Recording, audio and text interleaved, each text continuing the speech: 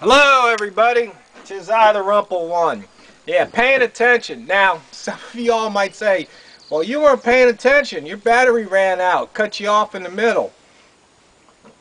Well, I did that on purpose.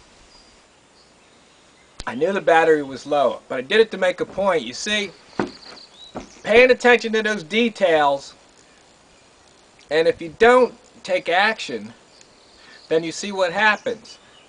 But I did that to make a point. Normally, when if I put the video on the camera there, I see the battery's low, I'll swap batteries and charge the other one.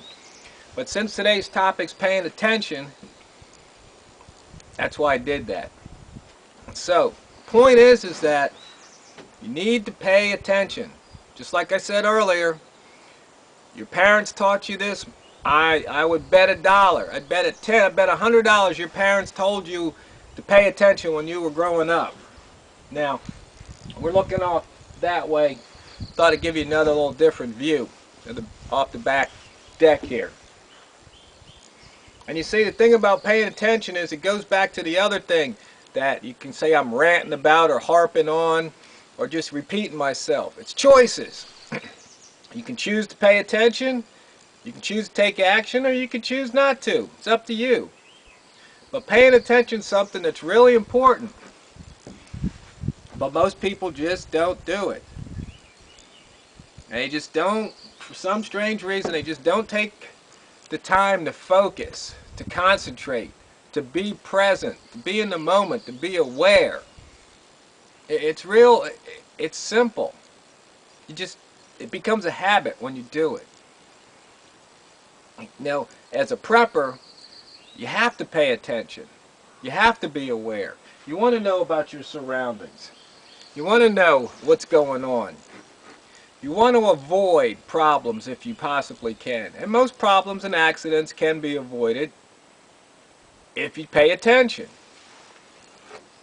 Yeah, I'm just repeating it because these things are so simple. There's not a lot of depth to them. It's just paying attention, focusing.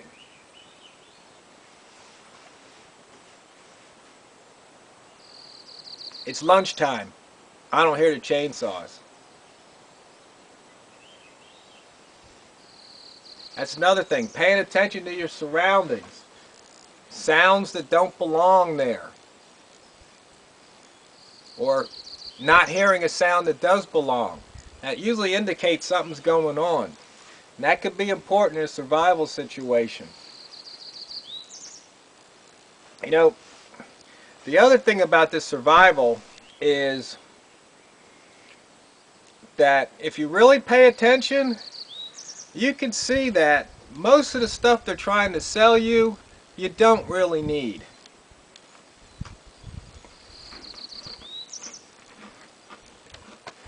I got nothing against somebody trying to make a honest buck, but if you're truly a prepper and you want to survive, you have to learn how to do things on your own, make things on your own.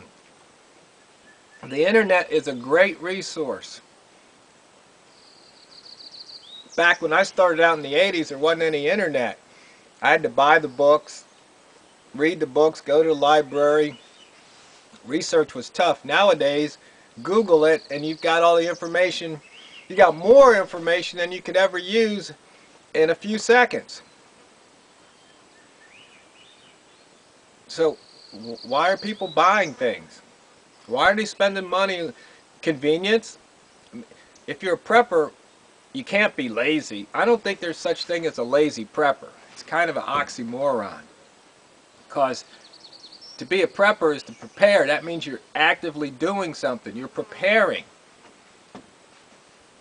But lazy means you ain't doing much, if anything.